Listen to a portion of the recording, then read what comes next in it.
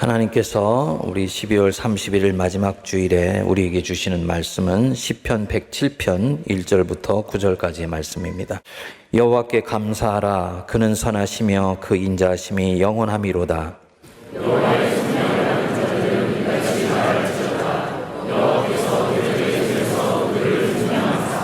동서남북 각 지방에서부터 모으셨도다.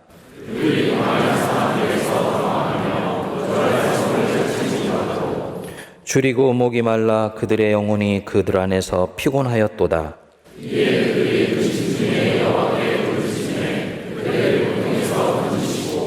또 바른 길로 인도하사 거주할 성읍에 이르게 하셨도다.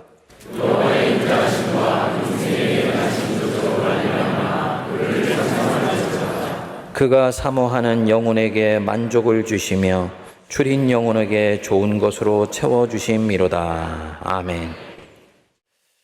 저는 개인적으로 인생이라는 이 숲을 한 걸음 한 걸음 걸어서 안으로 들어갈수록 인생은 꼭 생물 같다 하는 생각을 하게 됩니다. 인생이 생물같이 살아 움직인다는 뜻이지요. 생물같이 살아 움직인다는 말이 좀 이상하게 들릴 수도 있습니다만 사실이라고 봅니다. 사람의 인생은 정태적이지 않고 꿈틀꿈틀 살아있는 동태적인 것입니다. 예를 들어서 어떤 사람의 과거를 생각해 보십시오. 보통 사람에게 있어서 과거는 그냥 과거예요. 과거는 거기서 끝난 것입니다. 내가 그때 그 과거에 슬펐다, 아팠다, 고통스러웠다. 그런다고 해서 내가 그 과거로 돌아가서 다시 살아낼 수도 없는 것이고 또 아팠던 그 과거를 지우개처럼 지워낼 수도 없습니다. 이미 과거는 흘러가 버린 시간이 되었기 때문입니다. 그런데 만일 이런 식으로 과거가 어떤 인상으로 고정이 되어 있다면 그의 인생은 이미 죽은 인생이고 화석화되어 버린 인생일 것입니다. 감사하게도 그리스도인의 인생은 그렇지 않습니다. 그리스도인의 인생은 살아 있습니다. 생물이에요. 인생을 살다 보면 어느 날부터 내 과거가 내가 여태까지 생각했던 것과는 전혀 다르게 해석되는 순간이 옵니다. 지금 여기서 뭔가 사건이 생긴 거예요. 현재 무언가 놀랍고도 감격스러운 사건이 생기면 지금 여기를 있게 만들었던 이 과거가 이때까지와는 전혀 다르게 해석되게 됩니다. 죽었던 과거가 부활하기도 하고요. 보잘것없고 부끄럽게 여겨졌던 그 사건이 내게 자부심을 주기도 하고요. 저주스럽던 자기 인생이 축복으로 변하는 경우도 있습니다. 지난번에 제가 우리 성도님들한테 제 친구 목사 얘기를 드렸었죠. 자기 인생이 시련과 역경의 연속이라고만 여겼는데 자기가 얼마나 축복된 인생을 살았는지를 뒤늦게 깨달아 알게 되었다는 바로 이런 경우도 그런 케이스입니다. 이스라엘 역사도 마찬가지입니다.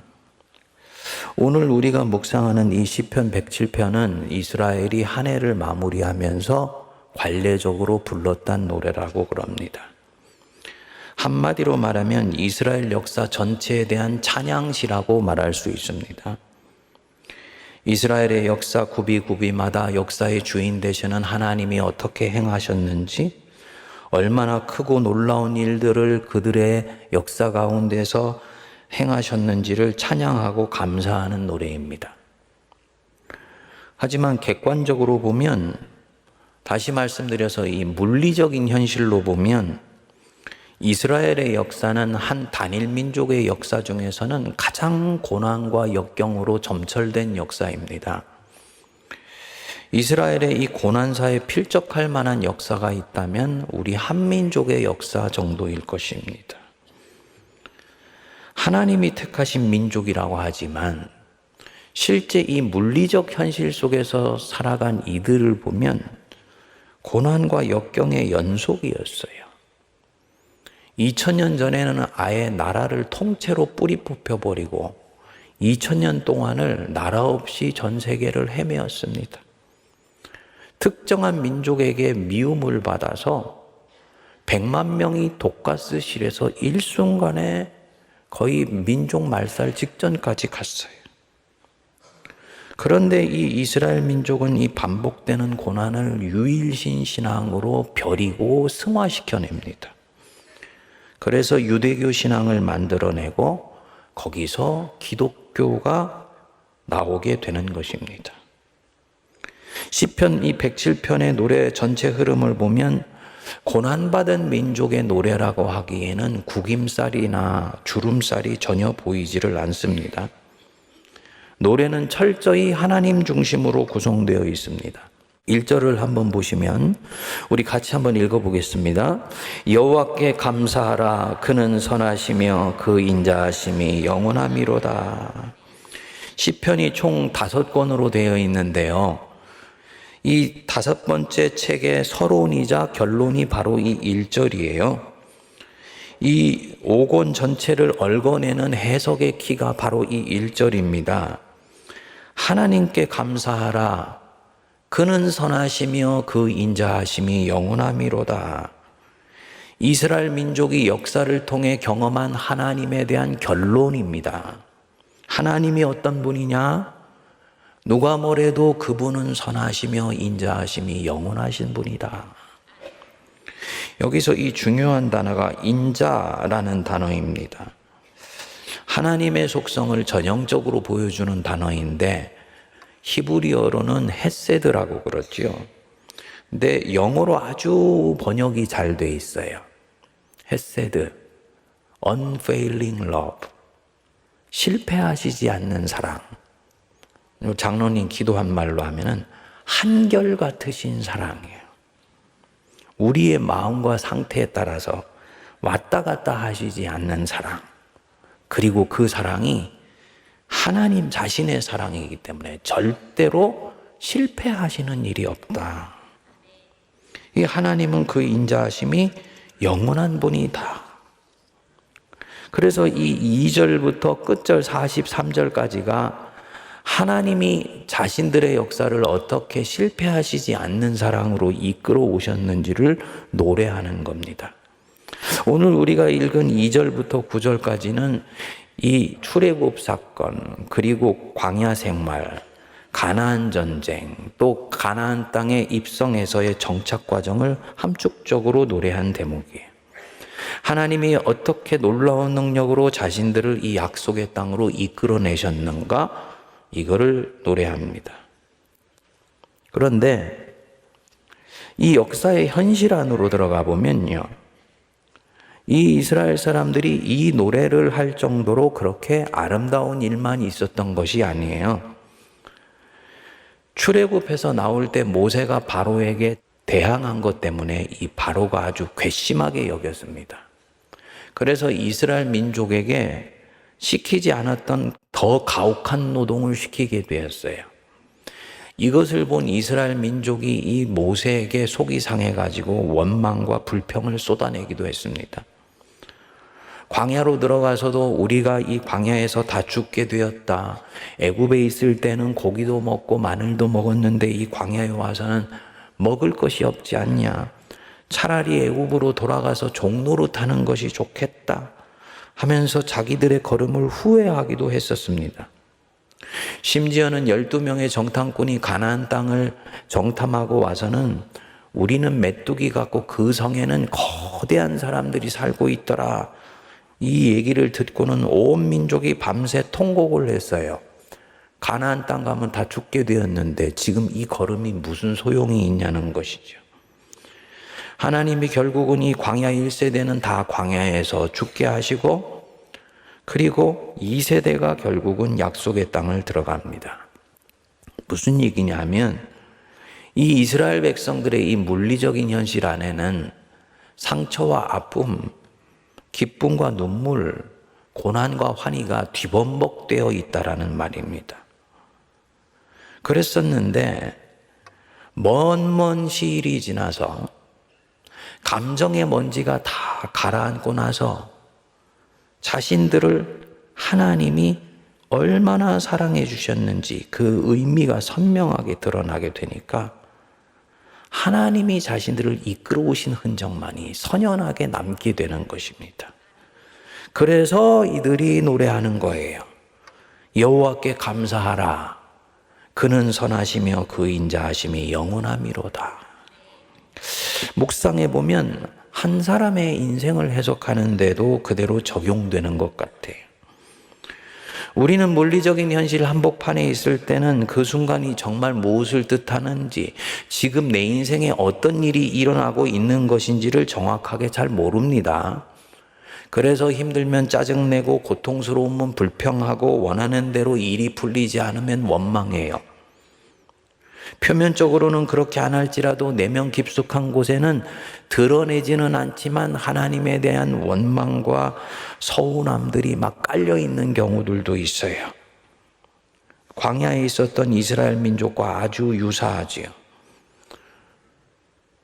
그게 유일한 현실이라고 보니까. 그래서 이대로 가면 내 인생이 뭔가 잘못될 것 같은 거예요. 물리적인 현실의 이 무게감에 압도되어서 이 물리적인 현실 한복판에서 역사하시는 하나님의 은혜의 역사가 보이지를 않는 것입니다. 아까 말씀드렸던 제 친구 목사가 삶이 150km로 숨가쁘게 진행되고 있는 동안에는 자기 인생이 축복이라고 생각할 겨를이 없는 거와 마찬가지입니다. 그런데 나중에 세월이 지나고 보면 알게 되죠. 아, 그때 그게 축복이었구나. 그때 그렇게 된 것이 정말 내게 좋은 것이었구나. 그때 그렇게 된 게 처음에는 무척 아쉬웠는데 하나님이 내게 정하신 뜻을 이루려고 그렇게 된 것이었구나. 그때 잘 안 된 것이 은혜였구나. 이런 얘기입니다. 저는 제 인생에서요, 이루고 싶은 것들이 몇 가지가 있었어요. 그런데 그 중에 이렇게 세알해 보니까 3개. 정말 원하고 정말 갈망하고 열망했어요. 그래서 간절히 기도했습니다. 여러분, 이 간절히 기도한다는 말이 무슨 뜻인지 아시죠? 뭐예요? 간이 끊어지게 기도하는 거예요. 간이 끊어질 정도로, 바로 이 배끝의 창자가 끊어질 정도로 간절히 기도하는 거예요. 진짜 그렇게 기도했어요. 그런데 기도한 대로 길이 열리지를 않았습니다. 될 것 같이 했는데 결국은 안 되는 경우들이 생기더라고요. 그때는 너무너무 속상했죠. 뜻을 이루지 못한 것 같아서 뭔가 내 인생이 잘못된 곳으로 가는 거 아닌가 하는 마음이 들었어요. 그런데 돌이켜서 지금 와서 그때를 되돌아보니까 만일에 그때 기도한 대로 되었으면 지금의 이 사명길과는 다른 자리로 가 있었을 거예요. 지금의 이 걸음을 한 걸음 한 걸음 걸어가 보면, 아, 이게 주님이 인도하시고 이끄시는 걸음이 맞구나라는 것이 점점 명료해지죠. 그런 만큼 그때 그 일이 일어나지 않고 내 뜻대로 되어지지 않은 것이 하나님이 이끄시는 걸음이었다는 것이 더 명료해지는 것입니다. 그래서 시편 37편 23절은 말씀합니다. 여호와께서 사람의 걸음을 정하시고 그 걸음을 기뻐하시나니. 한 걸음 한 걸음 걸을 때는 내가 걷는 것 같아. 내가 판단하고 내가 의지하고 내가 결단해서 내가 걸음을 걷는 것 같아. 그런데 시간이 지나서 그 걸음을 되돌아보면 여호와께서 내 걸음을 정하신 거예요. 그래서 그 걸음을 기뻐하셔서 지금 내가 여기에 와 있는 것입니다. 제가 그 친구 목사 얘기를 통해서 제 인생 전체를 보는 시각이 같이 이렇게 바뀌어 왔어요.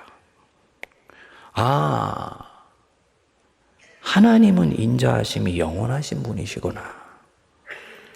그분의 실패하시지 않는 사랑이 나를 여기까지 이끌어 오신 것이구나. 동의하십니까? 그때는 힘들어서 포기하고 싶고 내려놓고 싶고 심지어는 도망하고 싶은 순간도 있었는데 그게 아니었구나. 인생 전체가 새롭게 해석되는 것입니다. 생 전체가 새롭게 소생한 것이지요. 이렇게 되면 내 내면에서 축복이 하나 찾아옵니다. 그게 뭐냐면 생이 단순하고 담백해져요. 이 단순한 것은 나이브한 것과는 다른 거예요. 우리는 인생에서 내 인생의 성패를 결정하는 변수가 굉장히 많다고 생각합니다. 한 200가지 정도는 된다고 흔히 생각합니다. 그런데 생이 단순해지고 담백해지면 그런 것들이 변수가 아니라는 걸 알게 돼요. 변수는 본질적인 것 하나다라는 게 아주 선명하게 드러납니다. 가장 내 인생에서 본질적인 거. 내가 호흡이 끊어져서도 계속 가지고 가면 내 옆에 있는 거. 뭡니까? 하나님이에요. 하나님, 그리고 하나님의 나라. 그게 내 인생의 변수고 가장 본질적인 것입니다. 그러니까 삶을 보는 관점이 아주 단순해지고, 그러니까 여기 안에서 내적인 자유함이 생기는 것이죠. 그리고 그 하나님 앞에 서 있는 나, 이것만이 내게 분명해지는 거예요. 찬송에서 세상도 나도 간 곳 없고 구속하신 주님만이 내 앞에 보입니다. 이게 단순히 신비주의적인 것이 아니고요. 인생의 많은 요동을 거치면서 하나님이 얼마나 선하시고 실패하시지 않는 사랑으로 내 인생을 이끌어 오시는가라는 것이 내 안에 정리가 되면 삶에 대한 안목이 담백해진 데 나오는 고백입니다. 그리고 그 앞에 서 있는 나, 이것만 보여요. 그리고 여기서 진짜 사명이 시작됩니다. 성경에는 성경의 난제라는 것이 있습니다. 말씀이 잘 이해가 되지 않는 대목이지요. 그 중에 하나가 누가복음 5장에 베드로가 예수님 만나서 사명을 받는 장면입니다. 성경을 좀 깊이 읽어보신 분들은 아실 수도 있는데 요한복음 1장에 보면 예수님과 베드로가 처음 만나는 장면이 나오죠. 동생 안드레가 형 베드로의 손을 붙잡고 예수님께로 가요. 형, 내가 메시아를 만난 것 같아. 형도 한번 만나봐. 그래서 동생의 손에 이끌려서 이 예수님과 베드로의 역사적인 만남이 이루어졌어요. 근데 예수님이 이 베드로를 보자마자 말씀을 하셨어요. 지금은 네가 요한의 아들 시몬이나 장차 게바라 하리라. 이게 무슨 얘기입니까? 시몬을 보자마자 이 시몬 안에 베드로가 되는 잠재력과 가능성이 있다라는 것을 꿰뚫어 보신 것입니다. 그러니까 한 사람을 지금 있는 이 시원치 않는 시몬의 상태로 보시는 것이 아니고 이 시몬이 자라고 변화되어서 아름답게 꽃피워질 이 베드로라는 이 사람의 미래의 가능성으로부터 지금 이 사람을 봐주는 거예요. 그런데 이 만남에서 베드로가 큰 인상을 받지 못했는지 자기 살던 자리로 돌아가 버렸습니다. 예수님의 손길을 뿌리친 것이지요. 그리고는 누가복음 5장에 보면은 예수님과 베드로가 그 새벽 미명에 다시 만나는 장면이 나와요. 베드로와 친구들이 밤새 그물을 던졌는데 아무것도 잡지를 못했습니다. 얼마나 마음이 처연하고 서글펐을까요? 자기가 갖고 갈 그 음식 기다리고 있는 자기 노부모와 아이들 생각하니까 마음이 짠했겠지요. 그런데 고개를 떨구며 이 그물을 정돈하고 있는 베드로에게 예수님이 걸어오셨습니다. 그리고 말씀하십니다. 깊은 데로 가서 그물을 내려 고기를 잡으라. 베드로는요, 알고 있어요. 수십 년 동안을 이 갈릴리 바닷가에서 잔뼈가 굵은 사람이에요. 새벽에는 깊은 물에 있던 고기도 다 물가로 나온다는 것 이 베드로가 알아요. 그런데 이 베드로가 이런 방구도 반론하지 않고 오히려 반응을 합니다. 선생이여, 내가 밤이 맞도록 수고를 하였으되 잡은 것이 없지만 말씀에 의지하여 그물을 내리리이다. 굉장히 깊은 진술입니다. 단순히 지금 베드로가 어제 오늘 얘기를 하는 것이 아니에요. 자기 인생 전체를 이 한 문장 속에 함축해서 순회하는 겁니다. 선생님, 저는 인생의 밤을 하얗게 지새워가며 분투하고 경주하고 노력하여서 그물을 던져왔습니다. 그런데 아무것도 제 손에 잡은 것이 없습니다. 자기 인생이 허전하고 허망하다는 얘기를 하는 것이죠. 그런데 그 뒤에 반전이 일어나는 것입니다. 하지만 말씀에 의지하여 한 번 더 그물을 내리리이다. 그리고 깊은 곳에 그물을 던졌더니 그물이 정말 찢어질 정도로 고기가 잡혔습니다. 같이 있던 일행들이 난리가 났습니다. 팔을 걷어붙이고 고기를 헤아려 보니까 2배가 가득 차게 잡힌 거예요. 친구들은 그 잡은 고기를 보고 다들 기뻐서 아우성치고 난리를 치는데 그 속에 베드로가 아주 기이한 행동을 해요. 그들 틈에서 조용히 빠져나와서는 선생이라 불렀던 바로 그분 앞에 와서 털썩 무릎을 꿇어요. 그리고 말합니다. 주여, 나를 떠나소서.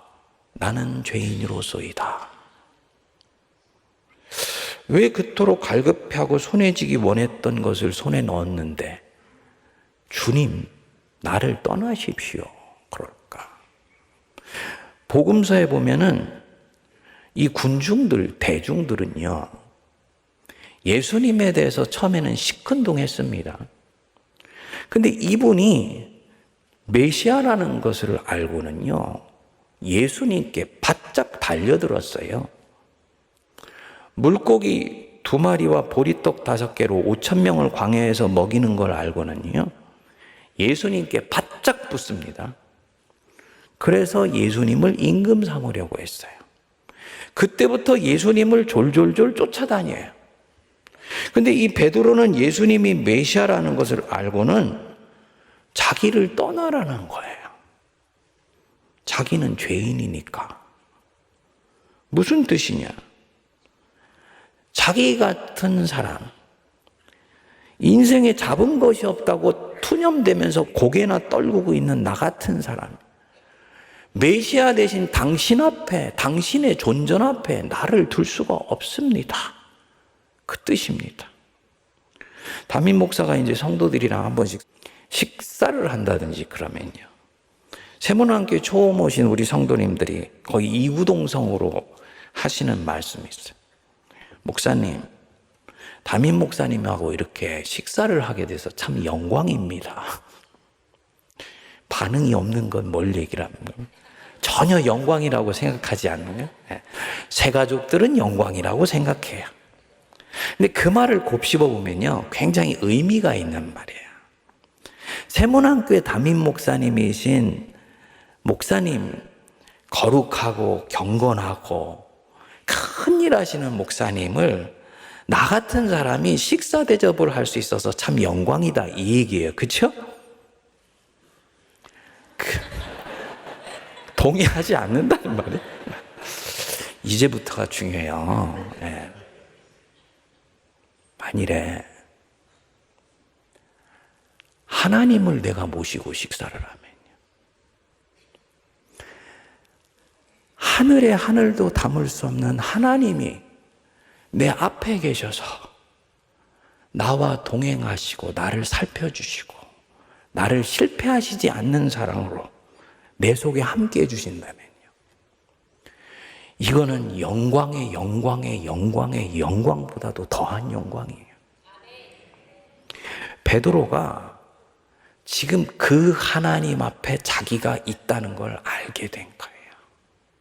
그러니까요, 하나님 앞에 있기 전에는 내가 누군지를 모르고, 내가 누구인지를 진정으로 알기 전에는 하나님을 하나님으로 만날 수 없는 겁니다. 이 하나님이 메시아시라는 걸 알게 되니까 메시아이신 이분 앞에 있는 자기의 모습이 먼지보다도 작은 존재로 여겨지게 되는 거지요.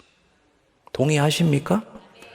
우리가 아무리 커도요, 창조주인 하나님 앞에 있는 우리는 피조물에 불과하다는 걸 꼭 기억해야 돼요. 이거는 인간을 비하하는 것이 아니에요. 창조주 하나님 앞에 있는 우리의 존재는 본래 그 무게로 보면 그 정도 무게밖에 되지 않는 거예요. 먼지에 불과한 게 바로 우리다. 이게 진정한 자기인식이고, 여기서 진정한 참회가 나오는 것입니다. 이런 우리를 주님이 사랑해 주셨으니까 이거는 감사하고 놀랄 일인 것이지 다른 그 어떤 것도 없는 거예요. 베드로가 그런 자기 인식에 이르게 된 것입니다. 그러니까 주님 제 옆에 있으시면 안 돼요. 저는 주님을 담을 수가 없는 존재예요. 저를 떠나십시오. 저는 죄인입니다. 하나님 앞에 노출되어 있는 자기가 얼마나 악하고 연약한 피조물인지를 알게 된 거죠. 여기서 진정한 참회가 일어납니다. 주님이 벌 내리실까 봐 참회하는 것이 아니고, 하나님 앞에 있는 자기의 그 연약함과 죄성이 있는 그대로 자기 안에서 비춰지면서 참회가 일어나는 거예요. 그리고 이때 그는 아주 단순해지고 담백해졌습니다. 그리고 자유해진 거예요. 하나님만 내 앞에 보이는 것입니다. 하나님과 그분의 나라를 쫓을 준비가 된 것이죠. 그래서 바로 이 두 번째 만남에서 비로소 소명이 시작되는 거예요. 네가 이때까지는 투망 던지는 어부에 불과했지만 내가 너를 사람 낚는 어부가 되게 해주겠다. 너는 나를 따르라. 베드로가요, 모든 것을 버려두고 주를 따릅니다. 왜냐? 내 앞에 계신 바로 그분만이 내 인생의 본질이라는 것이 명료해졌기 때문입니다. 오늘이 2023년 12월 31일, 공교롭게도 한 해의 마지막 날이 바로 이 주일이에요. 이런 날은 한 해를 보내면서 올 한 해를 어떻게 지냈는지도 생각해 보게 되고, 또 지나온 세월들이 주마등처럼 스쳐 지나가기도 합니다. 우리 성도님들한테 한 가지 여쭤봅니다. 이 한 해가 만일에 음식이라고 친다면 이 한 해를 내 입에 넣고 질겅질겅 씹어볼 때 어떤 느낌이 나세요? 쓴맛이 느껴지세요? 단맛이 느껴지세요? 아니면 아무 맛도 없으세요? 여태까지 내 인생은 어떻게 다가오시나요? 이스라엘의 역사처럼 한 곱이 한 곱이 넘어서 여기까지 왔습니까? 베드로처럼 인생의 밤을 하얗게 지새면서 분투하고 경주하고 노력했는데 손에 쥔 것을 보니까 아무것도 없는 것 같아서 허망한 느낌이 듭니까? 만일에 그 느낌이 지금 내 영혼의 정직한 상태라면 그거는 하나님이 없는 느낌입니다. 생에 매듭을 짓지 않아서 그런 것이다. 끝까지 가봤을 때 내가 알 것 같다. 그렇지 않습니다. 그리스도인은 믿음을 통해 끝을 가본 사람들이에요. 왜 성경을 하나님의 말씀이라고 그럽니까? 믿음을 통해서 이 성경을 읽으면 이 성경을 통해 내 인생의 끝이 보이는 것입니다. 그렇게 그리스도인은 믿음을 갖고 끝을 가서 보고 다시 돌아와서 사는 사람들이에요. 광야 한복판에 있지만 믿음으로 약속의 땅을 가서 이미 보고 와서 다시 광야를 사는 사람들이에요. 하나님의 헤세드, 그 실패하시지 않는 사랑이 나를 어떻게 인생의 끝까지 이끌어 가셔서 내 머리에 면류관을 씌워주시는지를 영의 눈을 열어서 보고 와서 다시 사는 사람들입니다. 그러니까 그리스도인은 이 광야 한복판에 있을 때에도 시편 107편의 노래를 부를 수 있는 사람들이지요. 여호와께 감사하라. 그는 선하시며 그 인자하심이 영원함이로다. 내 인생에는 아직 하나님을 보면서 정말 선하신지 확신할 수 없고 그분의 사랑이 정말 실패하시지 않는 사랑인지 이게 확인이 안 되는데 믿음으로 이 성경의 세계 안에서 보고 난 뒤에 주님이 결국은 그렇게 하시겠구나 하고 믿어지면서 하나님의 인자하심을 믿음으로 노래하는 것입니다. 그분이 사모하는 영혼에게 만족을 주시며 줄인 영혼에게 좋은 곳으로 채워주심이로다. 사랑하는 여러분, 이 놀라운 노래가 여태까지 걸어온 내 인생의 주름을 다리미처럼 펴주는 역사가 일어나게 될 줄 믿습니다. 내 인생의 슬픔 속에 기쁨이 숨어 있는 것을 믿으세요. 성도님 한 분이 올해 정말 승진이 될 줄 알았는데 승진이 안 됐어요. 본인은 별로 생각이 없었는데 주변에서 자꾸 이 염장을 지르는 거예요. 염장 지르는 게 뭐냐면요, 위해 주는 척 하는데 오히려 더 화를 돋우는 겁니다. 당신이 그 자리에 갔어야 되는데 왜 엉뚱한 사람이 갔어? 여러분, 예수 믿는 사람은 그런데 마음 쓰면 안 돼요. 그리고 그렇게 뭐 위로 받아서 나한테 남는 게 뭔데? 속에 불만 더 일어나는 거죠. 그래서 제가 그 성도한테 그랬어요. 성도님이 3, 4년만 지나고 보십시오. 승진되지 않은 것이 내게 좋은 것이었다는 걸 반드시 알게 될 것입니다. 왜냐? 하나님께 기도하면서 사는 사람이니까 공중에 나는 새 한 마리도 허락하지 않으면 내 인생에서 떨어지는 일이 없는 거예요. 지금은 보이지 않지만 뜻이 계셔서 그 일이 일어나게 된 것입니다. 로마서가 바울이 이 인생의 본질을 보고 말씀하잖아요. 하나님을 사랑하는 자, 곧 그 뜻대로 부르심을 입은 자에게는 모든 것이 합력하여 선을 이루느니라. 좋은 일, 나쁜 일, 아픈 일, 슬픈 일, 불행해 보이는 일, 이 모든 것들이 하나님의 인도하시는 손길과 합력하여서 선을 이루게 된다. 우리 믿으십시다. 이 믿음에 굳건히 설 때 우리는 진정 새해를 새 마음으로 갖게 될 것입니다. 우리 성도님들이 신앙생활을 할 때 보면요, 이 시간의 흐름을 타고 은혜 생활하는 것을 잘 모르시는 것 같아요. 지금은 2023년 12월 31일이죠. 자, 그러면 지금이 몇 년입니까? 질문이 생뚱맞아요? 지금이 석이 몇 년이냐고요? 2023년이에요. 오늘 밤 12시 될 때까지는 2023년이에요. 그럼 우리는 2023년 속에 사는 것입니다. 우리는 서둘러 2024년을 빨리 가지려고 하면 안 돼요. 근데 사람의 심리는 그렇게 작용하지 않아요. 23년은 이미 가버렸고 23년이라는 이 도화지에 연출하지 멋지게 작품을 쓰고자 했는데 손가락이 마음대로 움직여지지 않아가지고 작품이 영 시원찮아. 그러니까 한 10월 달 되면은 이 도화지를 다 구겨가지고 쓰레기통에 탁 던져버리고요. 24년에는 새로운 그림 그릴 소망으로 가득 차는 거예요. 그러니까 오늘부터 성도님들이 벌써 담임 목사한테 새해 복 많이 받으십시오 하고 인사를 하더라. 23년인데 왜 새해 인사를 할까? 둘 중에 하나, 제가 말씀드린 것처럼 그분 안에는 이미 새해가 왔거나 아니면 내일 있는 신년 감사회에는 절대로 나타나지 않으려고 하거나, 후자가 아니게 되기를 축복합니다. 제가 무슨 말씀드리냐면요, 새해를 매년마다 이결심으로 시작하는데 그 새해가 한 2월달 가면 이미 흔해가 되잖아요. 그렇죠?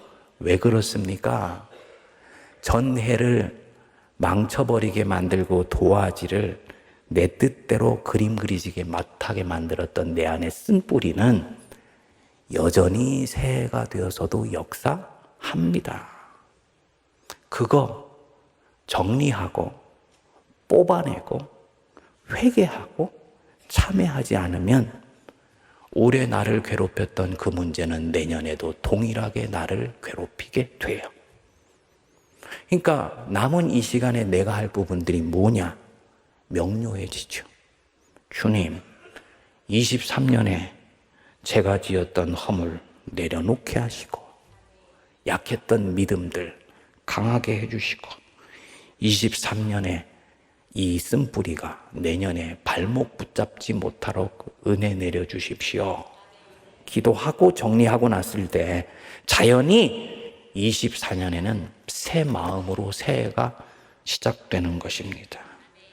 우리 그 삶의 지혜를 발휘하여서 새해 내일 새 기쁨으로 시작할 수 있게 되기를 주님의 이름으로 축복드립니다. 기도하겠습니다. 하나님 아버지, 여호와께 감사하라. 그는 선하시며 그 인자하심이 영원함이로다. 이 고백이 우리 인생 마지막 끝에 코끝에 호흡이 멈출 때 우리 고백이 되게 하여 주십시오. 그리고 그 인생의 끝까지 가지 않았으나 이 인생의 한 매듭을 짓는 이 시간에 우리 고백이 되도록 은혜 내려 주시옵소서. 아직도 우리의 삶에는 먹구름이 껴 있으며 근심이 가득하며 성도들의 삶 한복판에는 우리 하나님을 의심하고 싶은 마음이 자꾸 올라옵니다. 주님, 이때 성도들의 마음에 믿음을 허락하여 주셔서 하나님이 어떻게 실패하시지 않는 사랑으로 내 인생을 이끌어 가시는 것을 보게 하시고 느끼게 하시고 만지게 하시며 무엇보다도 믿게 하여 주옵소서.